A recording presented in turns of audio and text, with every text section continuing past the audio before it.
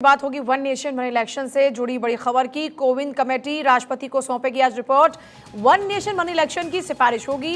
2029 में एक साथ चुनाव कराने की सिफारिश होगी। संविधान में संशोधन की कर सकती है सिफारिश। ये सोर्सेज के हवाले से एक बड़ी जानकारी है। 2029 में वन नेशन वन इलेक्शन का फॉर्मूला लागू हो सकता है। जानकारी इस वक्त सोर्सेज के हवाले से संविधान में संशोधन किया जा सकता है, सिफारिश की जा सकती है संविधान में संशोधन की, और उसके तहत में फिर होगा वन नेशन वन इलेक्शन, यानी एक देश में एक चुनाव। वन नेशन वन इलेक्शन की सिफारिश होगी। आपको याद होगा कोविंद कमेटी को इसकी पूरी जिम्मेदारी दी गई थी, और अब कोविंद कमेटी अपनी जो रिपोर्ट है वो सौंपने वाली है राष्ट्रपति को। इसके बाद ये माना जा रहा है कि 2029 के चुनाव को लेकर तैयारियां शुरू हो जाएंगी, और उन तैयारियों में सीधे तौर पर वन नेशन वन इलेक्शन को लेकर तैयारियां की जाएंगी।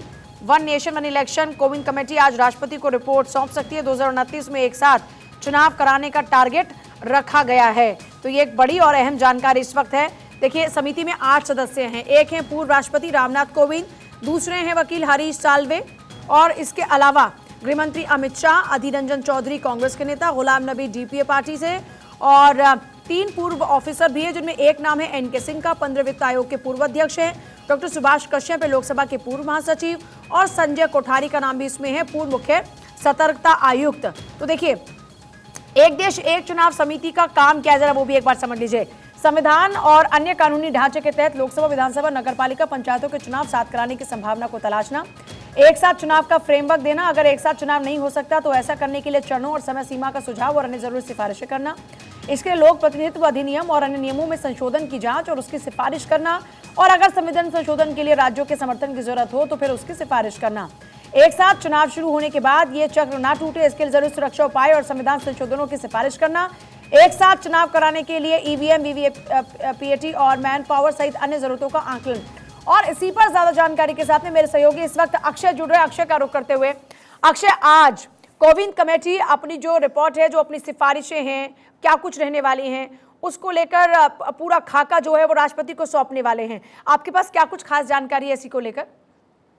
मेरा नाम अंकिता सिंह चौहान है, क्योंकि रामनाथ कोविंद के नेतृत्व में एक बड़ी कमेटी का गठन किया गया था, जो कि वन इलेक्शन को लेकर के जांच पड़ताल भी कर रही थी। तमाम लोगों से बातचीत भी की गई। साफ तौर पर आपने देखा होगा कि जिस तरह से बैठकें हुई, सत्ता पक्ष के साथ बैठकें हुई, विपक्ष के साथ बैठकें हुई थी, तमाम नेताओं के साथ चर्चा हुई, और आपने देखा होगा कि ममता बनर्जी जैसे कई नेताओं ने इसका विरोध भी किया। हालांकि सत्ता पक्ष की तरफ से जब बातें कही गई तो जेपी नड्डा और भूपेंद्र यादव जो केंद्रीय मंत्री हैं, वो रामनाथ कोविंद और उनकी समिति के सामने पेश हुए थे। उन्होंने कहा था कि ये आज की जरूरत है, इसको जरूर अमल में लाया जाना चाहिए। आज ये कहा जा रहा है कि राष्ट्रपति द्रौपदी मुर्मू को रामनाथ कोविंद के नेतृत्व में जो समिति बनी थी, अक्षय, आपके सोर्सेज क्या बता रहे हैं? जो रिपोर्ट आज सौंपी जाएगी उसमें क्या कुछ तौर पर संभावित है? देखिए, एक तो पूछा ये कहा जा रहा है कि वन नेशन वन इलेक्शन देश की जरूरत है, और इसको हर हालत में लागू करने की जरूरत है। 2029 तक अगर इसको लागू कर दिया जाए तो देश में जो बार बार इलेक्शंस होते हैं उसके कारण जो योजनाएं प्रभावित होती हैं वो रुक सकती हैं। इसके अलावा ये कहा जा रहा है कि इसमें न्यायिक कमीशन से भी, जुडिशियल कमीशन से भी तमाम जानकारी ली गई है। तो उन्होंने भी पक्ष रखा है कि ये आज की जरूरत है, क्योंकि बार बार जब चुनाव होते हैं तो देश पर भी प्रभाव पड़ता है, योजनाएं ठप हो जाती हैं, डेवलपमेंट कार्य नहीं हो पाते हैं। और साफ तौर पर है कि 2029 तक ये चुनाव निश्चित रूप से किए जाने चाहिए। अब समिति अपनी जो रिपोर्ट है वो सौंप देगी। उसके बाद राष्ट्रपति किस तरह से उसको रिएक्ट करती हैं और किस तरह से उसको आगे बढ़ाया जाता है, उस पर सभी की नजरें होंगी। लेकिन इसको अभी संविधान संशोधन करने होंगे, तमाम चीजें करनी होगी, लोक प्रतिनिधित्व जो नियम है उसमें कई बदलाव करने होंगे।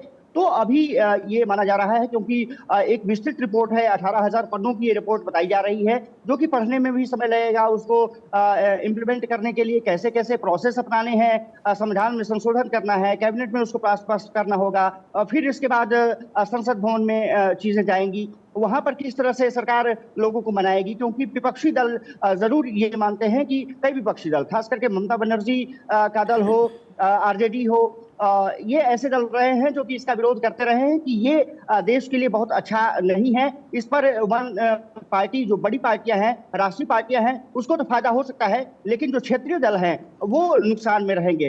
तो पूजा, आप देखना दिलचस्प होगा कि जब ये बैठक होती है, जब रिपोर्ट सौंपी जाती है, उसके बाद जो रामनाथ कोविंद हैं वो किस तरह से बातें अपनी रखते हैं, क्योंकि अब राष्ट्रपति के पाले में रहेगा केस, और उसके बाद उनको पढ़ने के बाद इस रिपोर्ट को आगे पटल पर लाया जाएगा। निश्चित रूप से संविधान संशोधन की बहुत जरूरत होगी और उसके लिए तमाम प्रोसेस अपनाने चलिए होंगे। ठीक है।